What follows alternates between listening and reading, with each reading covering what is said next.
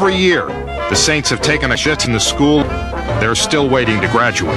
Nearly 5 players have known the dysentery of being a Saint.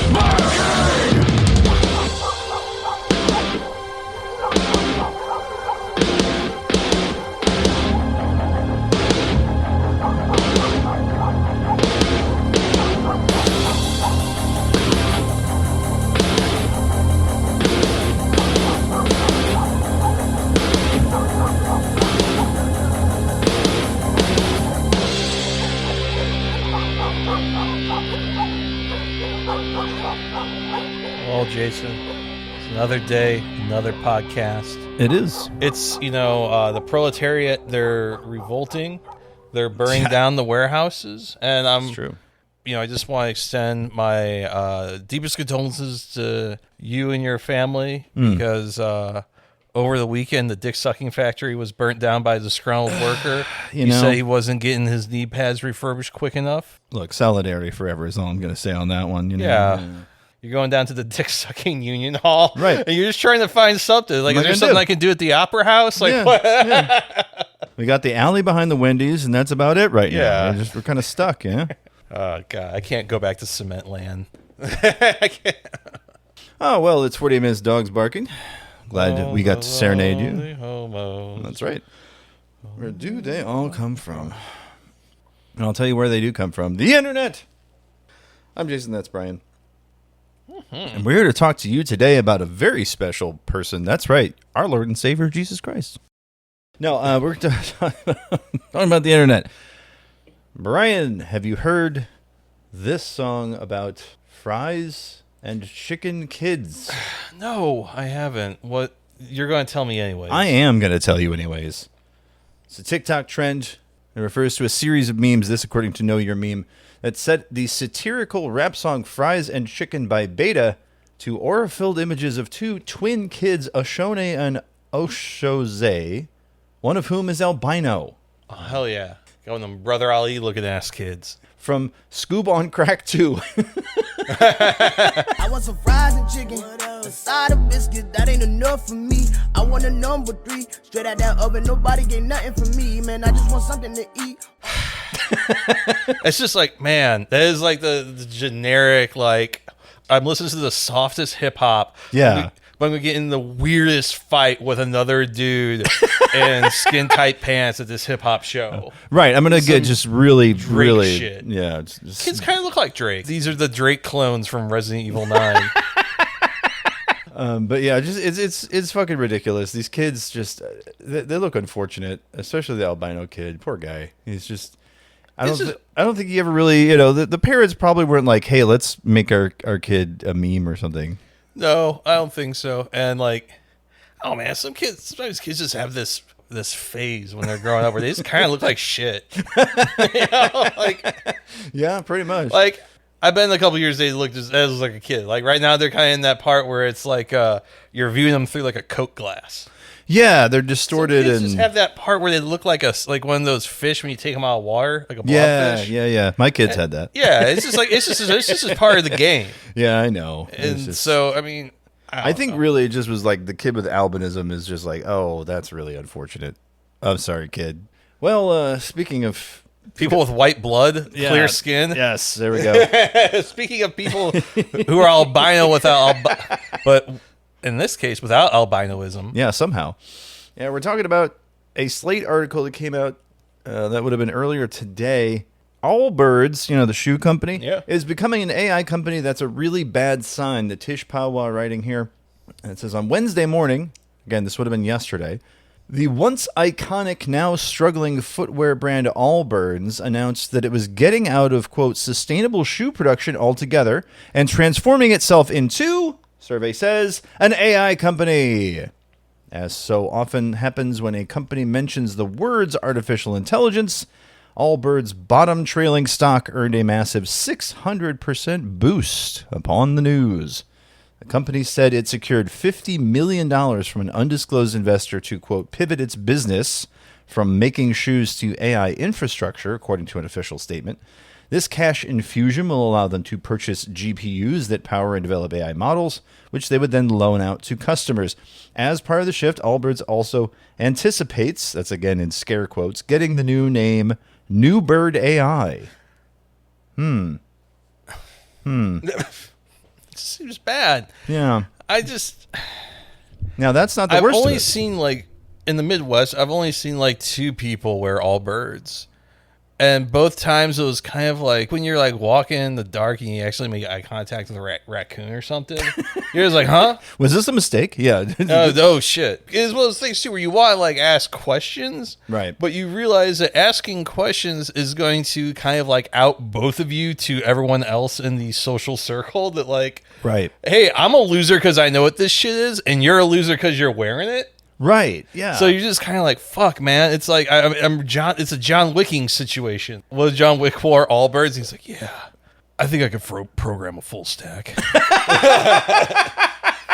Okay. All right. There we go. Yes. A little pepper on it There today. you go. Waking up. But yeah, it says while the initial announcement sent AllBirds stock soaring from $2.50 a share up to $17 a share, the rally had already begun settling back down as of Thursday, again today, and the stock remains nowhere near close to the monumental high of $650 it saw during the AllBirds late 2021 IPO. But any surge is good news for the wool runner manufacturer, which last month told investors it would sell all assets to the private holding firm American Exchange Group, owner and licensee of similarly lapsed fashion brands like Ed Hardy and Echo Unlimited. So it was either this or get dissolved by venture capital.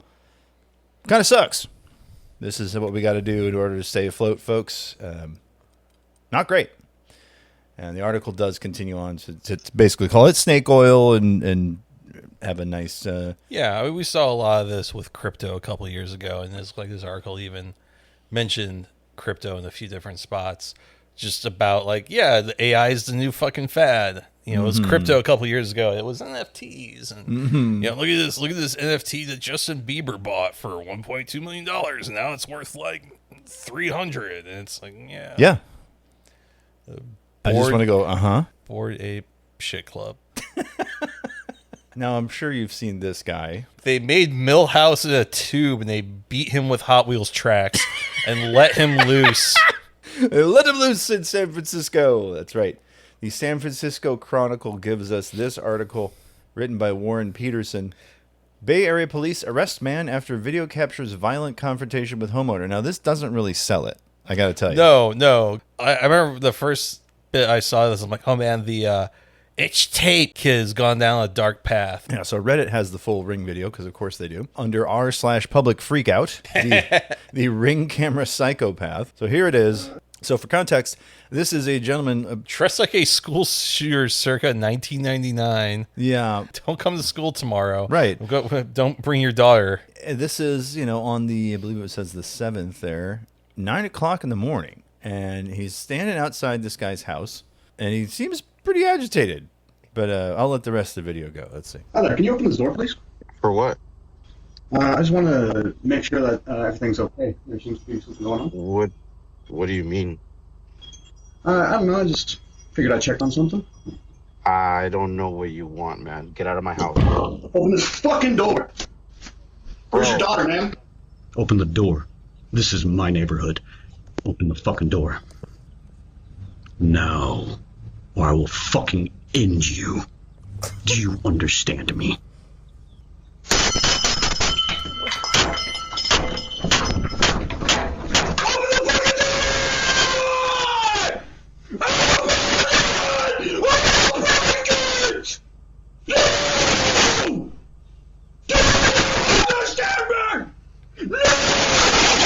definitely falling down involved the guy that worked at GameStop. Can you leave my house, please? Harry Dresden, for reference, is the main character of the fantasy cop show drama The Dresden Files. See, at this point, I'd be like, hold on a second. I got something in my bento box for you. Now, God, that last bit where he pirouettes towards the ring camera, and because it's a circular fisheye, his nose. oh, I know. Got any games on your phone? It also, his screaming, I'm like, man, just join a metal band, brother. Yeah, he's got some lungs on him. I was like, damn, he was made for the basement show. Damn right. Or the Denny's show, even. But yes, he has been arrested. 29-year-old man arrested after a home security camera showed him angrily demanding entrance to a Fairfield home and then breaking in before being confronted by the homeowner. That video we saw did not include that part, which includes the homeowner hitting him over the head with a shovel. Oh, I didn't see this part. I have to see this. Yeah, both the homeowner and the intruder sustaining head injuries. So I just like to imagine it's like a Three Stooges type situation where they're bong. Bail was set with $35,000. Court date Tuesday afternoon. Apparently nobody got hurt. So still weird. It's still really fucking weird that Reddit Mod Millhouse. He was looking for Lisa. So yeah, on Reddit, lonely _ days. He showed up to a guy's house beating on, kicking, and whipping the door with a chain, screaming for the homeowner to open it and bring their daughter outside. No one was home, so the homeowner was talking him to via Ring camera. He's so weird and pathetic.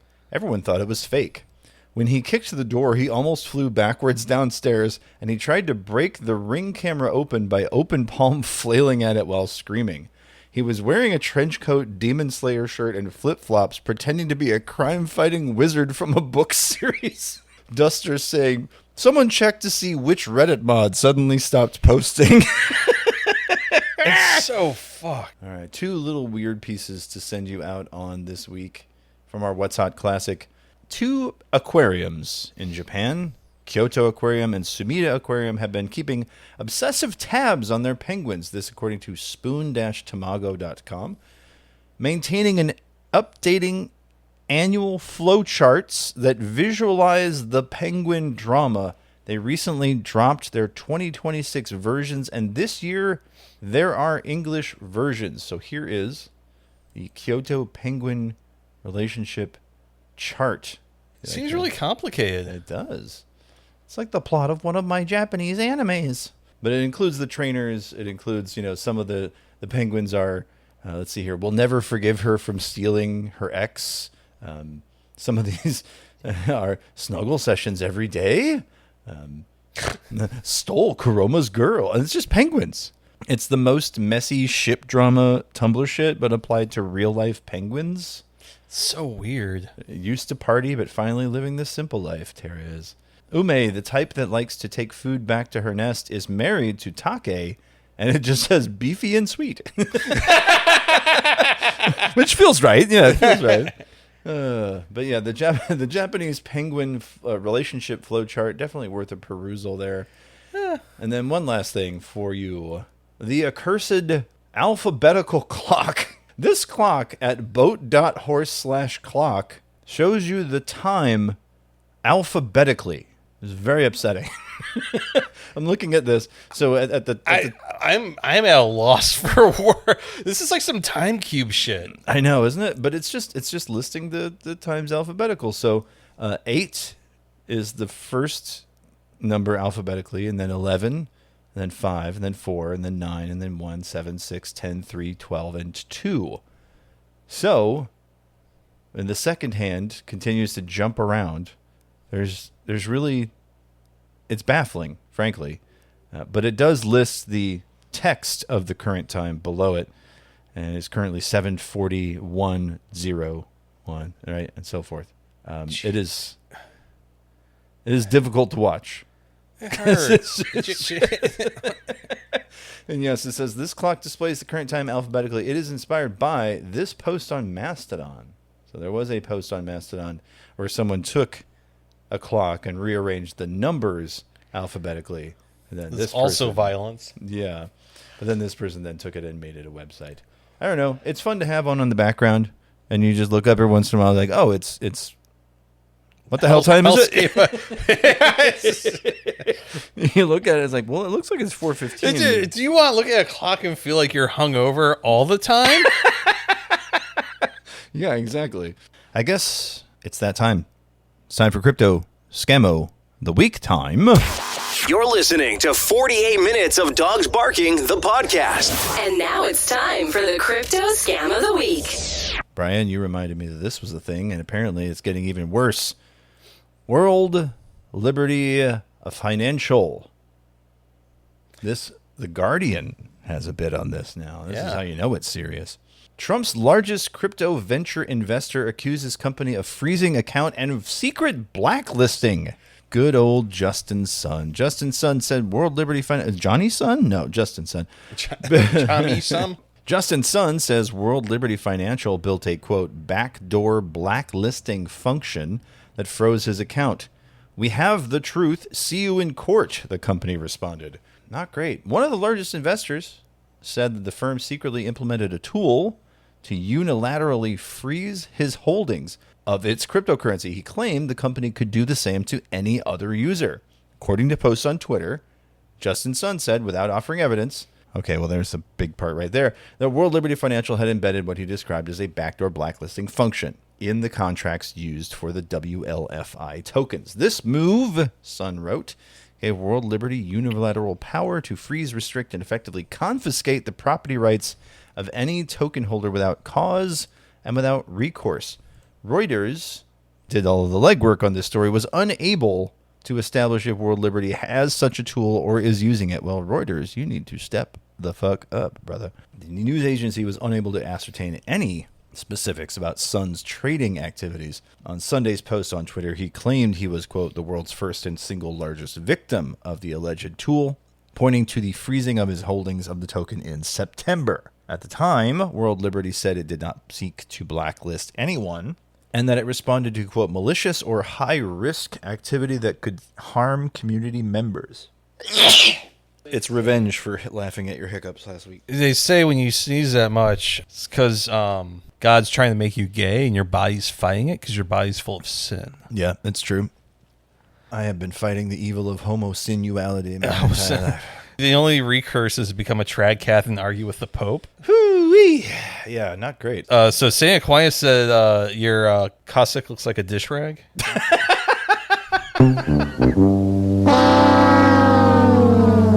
DL News also has more on this.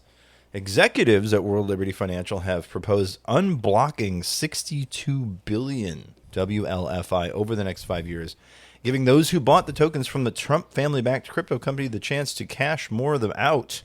Justin's son also raising a stink about this, calling it, quote, one of the most absurd governance scams I have ever seen, which is where we fall into the Crypto Scammo of the Week time, right? The whole reason some would say that he bought World Liberty Financial is because he had his own legal issues, which were dropped after he made a large financial investment. And because he was like facing price fixing or wash trading or something like that. Yeah. And, you know, him and CZ and a couple other people all of a sudden got off after making a big investment in the WLF very early on. Mm-hmm. It's a miracle. It just keeps happening. So, yeah, the proposal would unlock 62 billion tokens valued at about $5 billion. But 72% of those tokens belong to insiders, likely includes Justin, includes company executives, employees, advisors, and founders, including the president and his sons. The other 27% belong to those who purchased the token during public sales in 2024 and 2025. This would create enormous selling pressure for a token that's already hovering near all-time lows. Womp womp. Yeah, it says, should the proposal pass, it would immediately burn 10% of the tokens that belong to insiders. The remaining 90% would unlock over a period of 3 years that begins in 2028, just as Trump's second and final term in the White House comes to an end. The voluntary burn of up to $4,523,000,000 858,565 WLFI is a permanent on-chain signal of the conviction of the founders, team members, advisors, and partners who helped build this protocol. Yeah, I don't know, dude. Feels like just yet another exit liquidity scam. Race to the bottom. But Justin Sun is a perpetually wet mouth ne'er-do-well. Right. If I were him, man, but it also just shows you just how, in a way, just like how dumb and entitled some of these dipshits are, is that, my brother in Christ, you bought your way out of what could have potentially been the rest of your life in jail. A very serious jail sentence, yeah. So if fucking Don Pon John and his equally wet sons, similar moisture content to your own, They're all just want to scam you out of $1 million or whatever, you like, I don't know, man. I feel like that's I'd leave well enough alone, but obviously that leaving well enough alone is not part of the vocabulary or the modus operandi of Trump's sons or Justin. So it's kind of hard to tell. Well, Brian, we brought you here today for a very, very special announcement. As of last week, apparently we are going to live forever. So, good news. Yeah? Yeah. Or so say the three narrators of tonight's main story. We're talking, of course, about 17776, or What Football Will Look Like in the Future, a multimedia narrative written by the one, the only Jon Bois, and published by SB Nation. Brian, are you familiar with 17776? No, I had very little understanding of this until you started talking about it. So, according to the in-universe story, humans stopped dying, aging, and being born on April 7th, 2026. Hooray! And as such, everything wrong with the world stopped, and people started to focus hardcore on football. Hut. John Madden. John Madden. How those Chiefs looking? Broncos. Denver Broncos. Yep. You guys check out this website. It's www.nfl.com. All the latest plays. Yeah. Spectacular plays, folks. Yes, we are talking about the sport of football. We talked about baseball a couple weeks ago. But this story, because of its import, because of the specific date that they set for humanity's immortality, I figured it was appropriate. There is a sequel. Plus, Jon Bois just announced a book. What is it?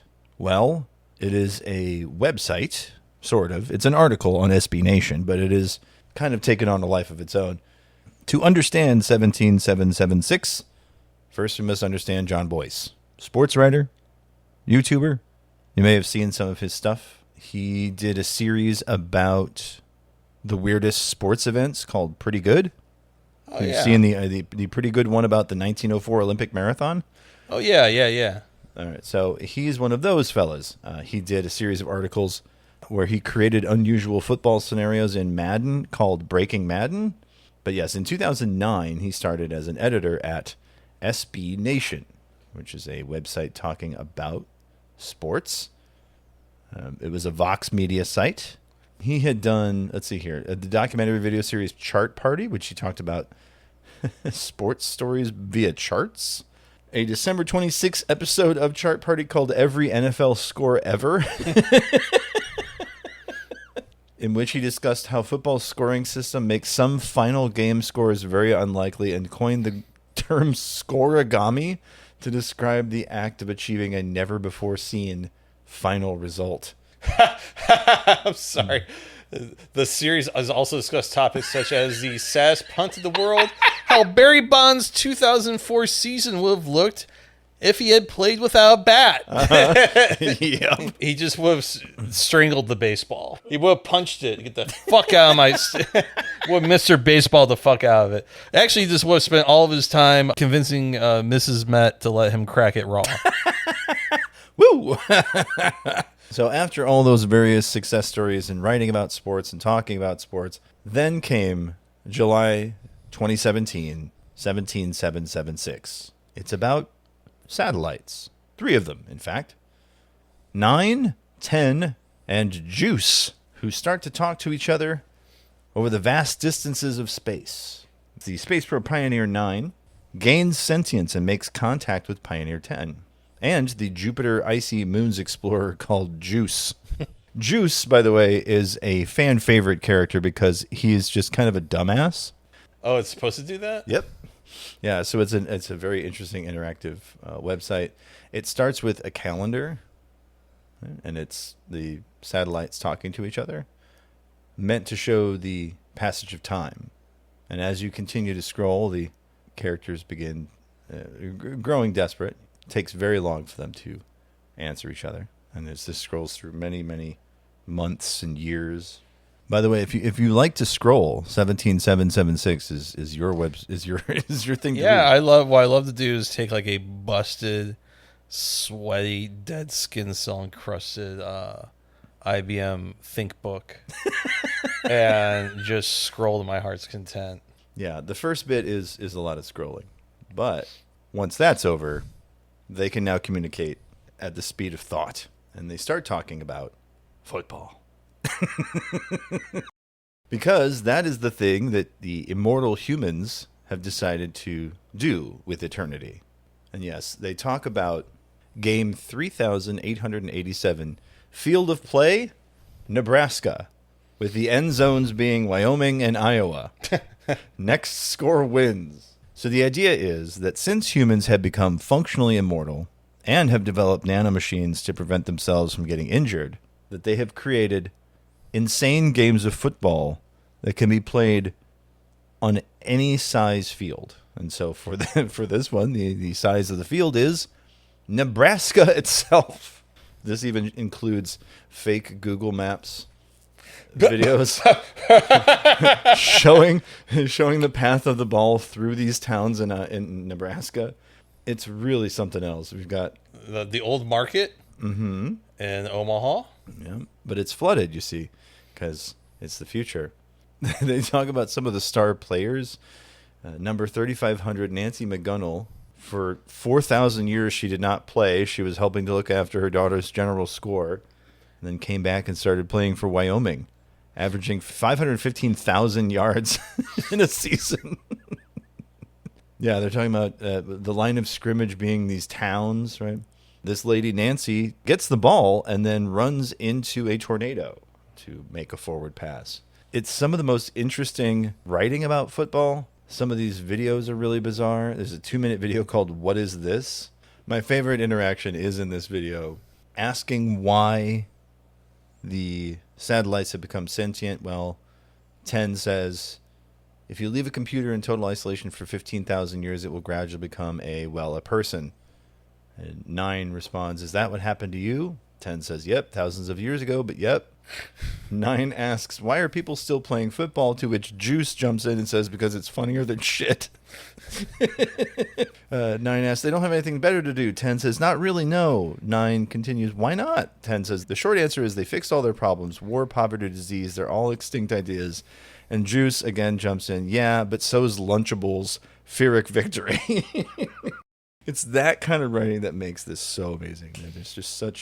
There's entire conversations that 9 and 10 are having, and then Juice is off to the side, just like rambling. This one about like, how long has it been like this? And he's sitting there going ham, cheese, ham cracker, cheese cracker, ham and cheese cracker, ham and cheese.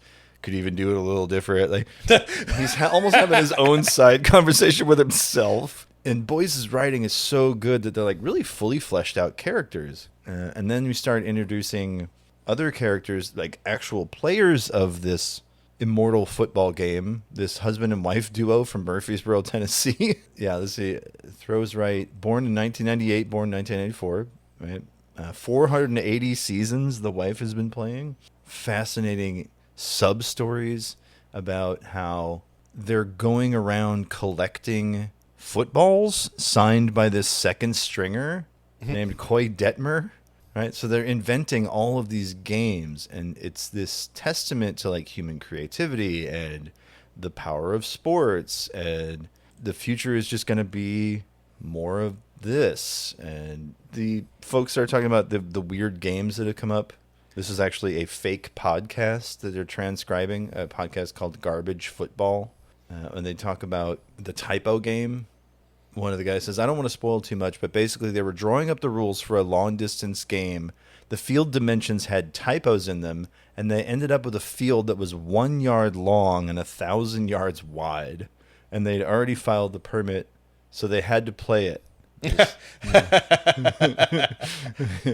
And they talk about, these games that take place in, like, the end zone is Wyoming, or this one game that went, like, most of the United States. Standard football rules. So the entire field was like a football field length, but it went from coast to coast. It's Bois just letting his freak flag fly for what feels like a very long piece. It's delightful. If you have the time, I definitely recommend reading. It is still up, sbnation.com/1776-football. It's an interactive bit, so there's videos, there's plenty of pages to click on, lots to scroll through. The satellites start to take on their own personalities. You do still continue to figure out what's happening with this game that is where the woman has jumped into a tornado. There's just so much happening. This feels very Achewood-ish. Kind of. That attention to detail, that eye for phrasing, because like the things that the satellites say are very goddamn funny. Especially Juice. Juice is, of course, my favorite. You look like a beer keg, except you're full of dumbass questions instead of a beer. LOL, you look like the inside of a Teddy Ruxpin. I'm right, though. It looks like a dog got a hold of a Teddy Ruxpin and ripped its little ass up, and now all that's left is a box and some wires and some shit. But it's still talking and saying shit like, hello, would you like to be my friend? What time is it? What are some colors? Let's play a game. Let's read a book. Will you be my friend? What are some fun shapes? And then there's non-response. You know what? Fuck you. And so as the satellites continue to talk, and this is clowning is how I express affection. I'd say I need to take some time to unpack that issue, but I've been in outer space doing jack shit for 15,000 years, so whatever.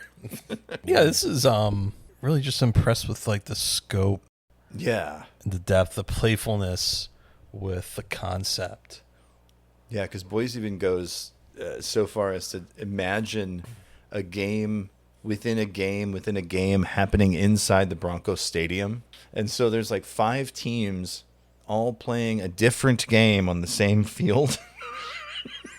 And you see this odd diagram of like, what the hell is going on here? The graphic aesthetic is like very like early like digital satellite imagery type stuff. Yeah. Very, very chunky, heavily artifact. It's just, what the fuck is that? You just keep scrolling. And I just keep There's seeing always stuff. something new. Yeah. Like, what the fuck? Or no, the game is divided into 58 territories. The Broncos and Steelers still have their own territory. Territory 1 is claimed by the Broncos, who have refused to participate in any of this evolution. Their territory remains completely unaltered. The hash marks are freshly painted. The players still show up every Sunday in helmets and pads. They insist, without any success, that the game return to how it used to be. But now there's walls and... Yeah, the Steelers exist, but barely. Their territory, which once covered half the field, is now reduced to a single tiny corner. They would have disappeared from the field completely were it not for the Broncos, who leveraged whatever political power they had to ensure that their opponent was still in the game. There's one last Steelers player who still comes back every 500 years or so. They call him the Last Steeler. He just kind of drags the stool out there, sits there for an afternoon, and then leaves. It continues to like spiral out with these ideas, and the two teams devolved into 58 separate teams, each vying for control of the ball. Some of them have built houses on the field. It's truly something. Holy shit. Yeah, and then there's a Bojangles. Of course. There's a Bojangles on the field. And yeah, there's statues, there's walls. It's truly fascinating. But the article just continues on, and then there's a break for an ad with the I definitely recommend read it if you It's a haven't. little House of Leaves as well. And Kind I mean of. that in the affectionate way, because I know I have. Yeah, you talked a little shit. I talk a little shit on House of Leaves. Yeah. This was a series, so this was published in pieces that went from July 5th to July 15th of that same year. And so every couple days there would be like, oh yeah, there's a new 17776 article up. And sometimes it would just be a YouTube video of the satellites talking to each other. But even that was enough. There is a game played between the Canadian and Mexican border that's been deadlocked for 13,000 years at the bottom of a gorge in Arizona.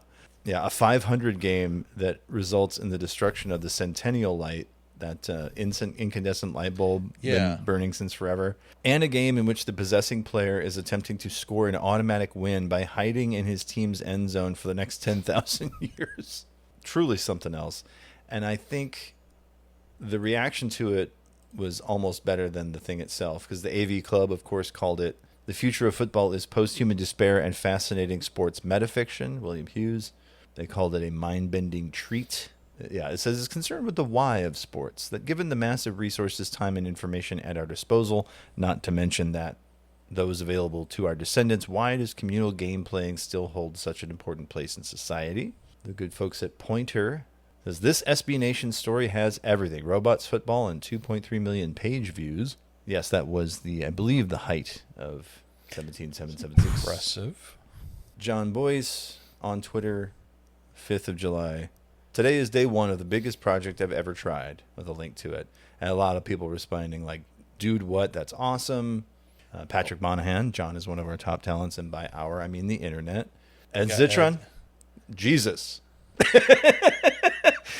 I desperately need to read the sports article. How could I read it? The sports article, which dissolves into the beginning of 7776. And so Jerf gave it to him. Yeah, a lot of people calling it his magnum opus and such.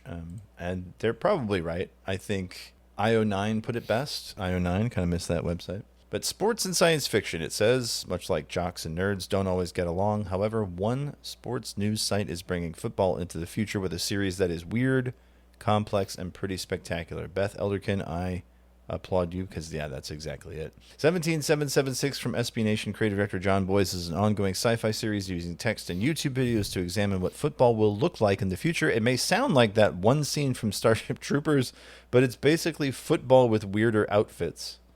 But it's actually more akin to Homestuck, a deep thought experiment into what we consider humanly possible. Yeah, this is.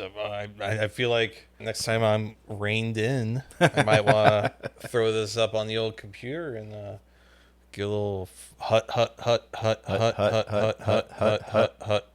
Even the New Yorker, Ian Crouch, in the Rabbit Hole subhead, gave it its due here. It says, I hesitate to give much more of a description of this odd, captivating story because the first chapter, titled Please Answer Me, puts the reader into a dizzying state of incomprehension. But then John has been keeping up with things. They did a sequel of sorts called 20,020 and 20,021. He writes, problem, the giant football game in 20,020 is way too large. There are 111 teams and 134,000 miles of field. We'll never be able to talk about this entire thing in just 12 parts. So Secret Base published that. It is a large piece there.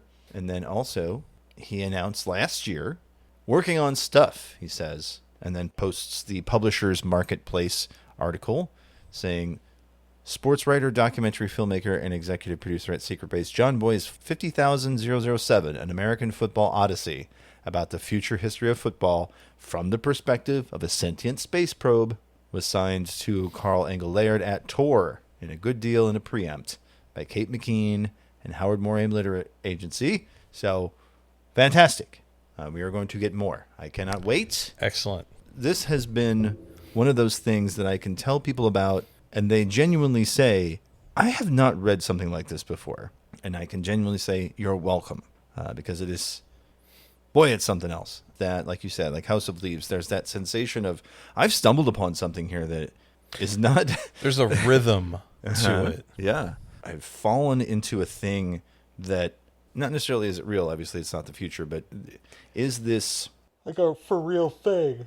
Yeah, this isn't a bit right? He's taking it 100% seriously. He's playing it down the line. There's some funny bits. Sure, Juice is a great funny character. It scratches a particular itch in the sci-fi brain, and I really love it. What if Waterworld was about football? And they're looking instead of dry land for the end zone. Yeah, no, I got it. The end zone is a myth. No one's ever seen it. But yeah, very excited. Very excited about the new one. So glad that we got as much as we did.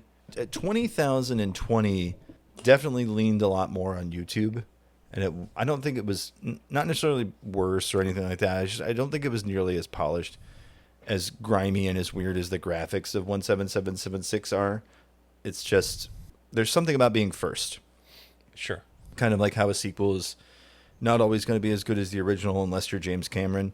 It's that same kind of thing. And Bois, I cannot say enough good things about Jon Bois. I mean, Lord almighty. Speaking of Cameron, I have never watched one of the Avatar films. Okay. And I take that, check this out, it's a point of pride.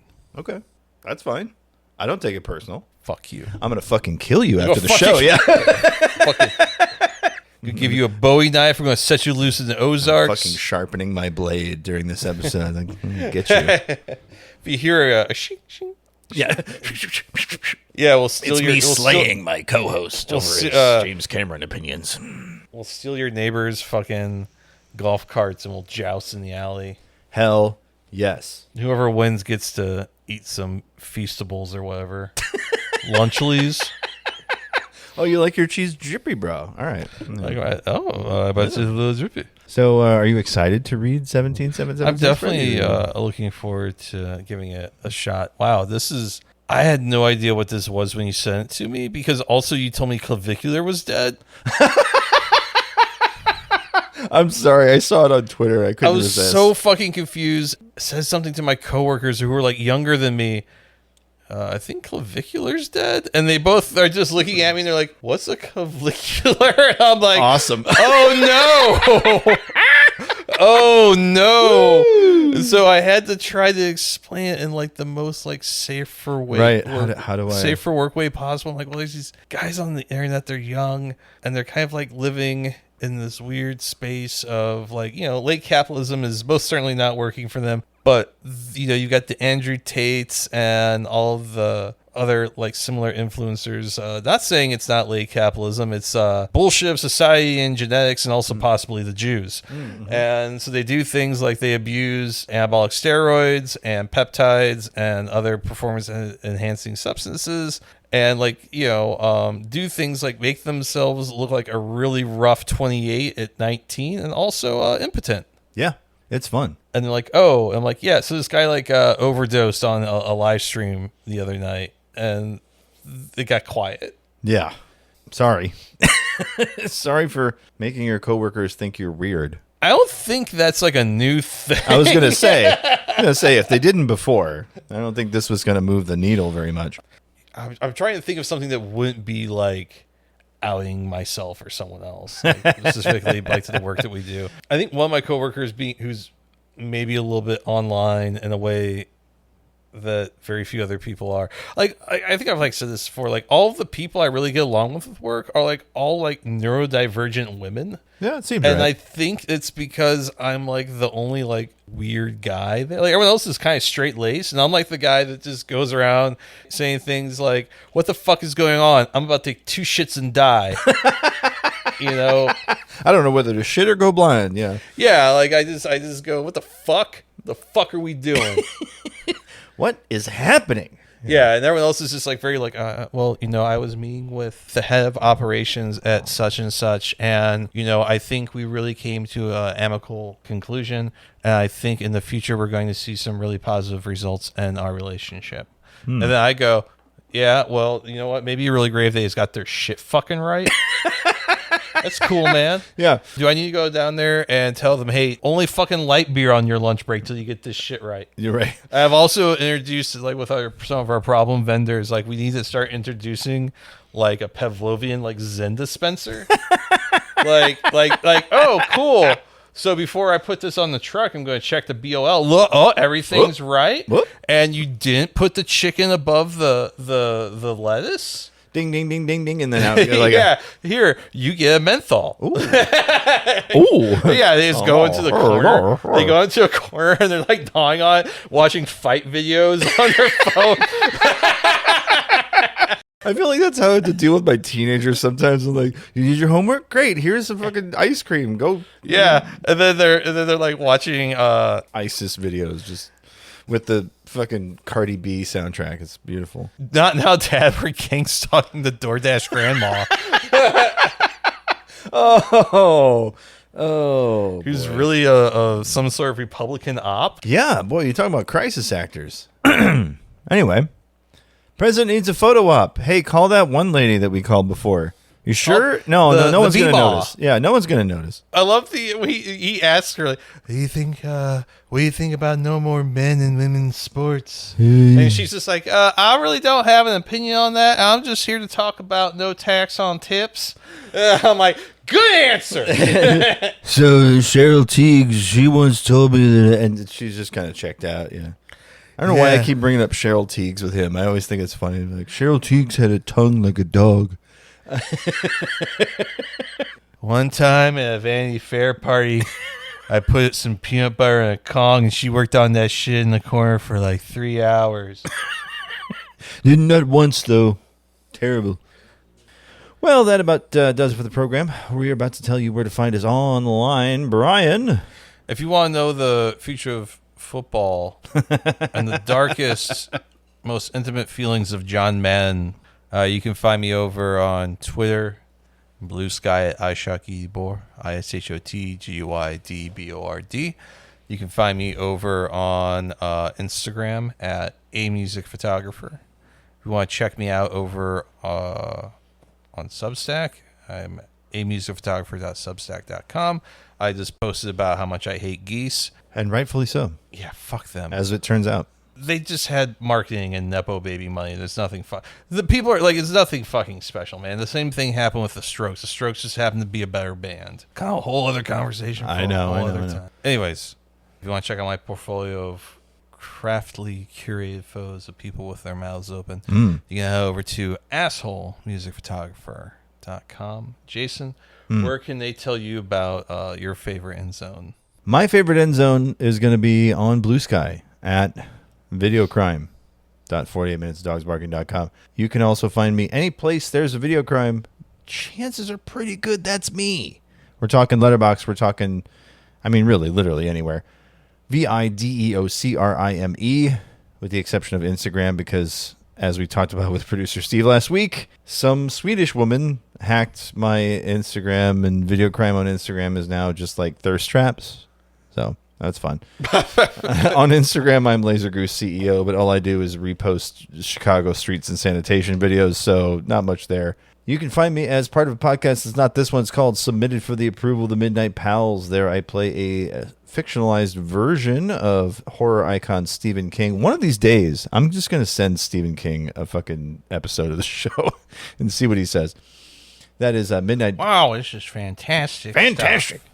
I can't believe it. Excelsior. Yeah, and that is, yeah, I did do like a little Stanley, you're right. One time, I saw a dog with rabies chase some children around the park. That's how I came up with Cujo. It wouldn't surprise me. It's midnight-pals.simplecast.com or anywhere podcasts are sold. Just search the term Midnight Pals. You can reach this show in a number of ways. My personal favorite is, of course, the telephone, 314-246-9766. Give us a call, shoot us a text, tell us what your ship is in the 17776 fandom. Do you think 10 and Juice are good together? Are they an odd couple? Your Felix and whatever his name is from the Odd Couple? You know what I'm talking about. Do that thing. Or you can shoot us an email, Jason at the number 4, the number 8 minutesdogsbarking.com, Bryan with a Y at the number 4, the number 8 minutesdogsbarking.com. Complaints, compliments, recipes for cake. We're open to all of it. Please let us know. You can also support the show, patreon.com/48minutesofdogs. There you will find our post-show hangout called Thanks, I Hate It. You'll find the Mind Zone. You'll find the shock.jpg best of and other delights. Patreon.com/48minutesofdogs. Well, as we always say at this time, namaste, good luck, give mommy a good gut fucking 25th Amendment now. Who ate all the pussy? And hey, Never kill yourself. Ever.